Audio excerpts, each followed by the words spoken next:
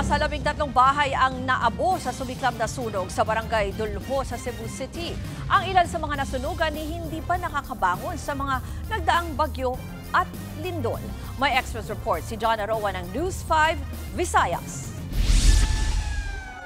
Kita sa drone video ang nagngangalit na apoy na gumising sa mga residente ng barangay Dulho sa Cebu City nitong madaling araw ng linggo. Kanya-kanyang salba ng gamit ang mga nasunugan. Tumagal ng 1 oras ang sunog bago naapula ng mga bumbero. Pinuntahan ng News 5 ang lugar. Ang fish pond na ito, ubos lahat ng mga mamahaling isda tulad ng koi, pati ang mga koleksyon ng mga Marvel's character na abo.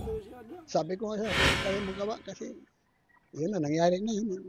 Hindi man natin, ito, kagustuhan. Ay, magdasal na lang tayo na kung ano mang mangyari sa akin. Kung mayari yung sa taas na lang yung bahala. Ang importante sa amin, yung ligtas yung buhay namin.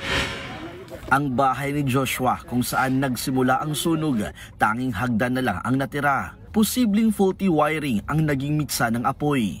Grasya man yun. Wasa mi kakuan sa kagustuhan na ni nga padong na Pasko. Ang sa wire gyud primero nagsuga sir, nagsiga ba.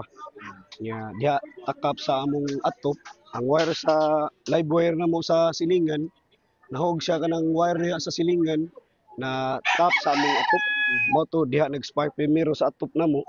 Dire nagsugod sa siga sa among balay. Nag-grounded yun siya sa babaw. Na inibot to nga wire primero, nya murag niya nga kuan grounded nga sa mga wire. Katong naglain ang atong panahon. Padayon paghihapon ang atong fire investigator sa unsa hinungdan niya atong maong sunog.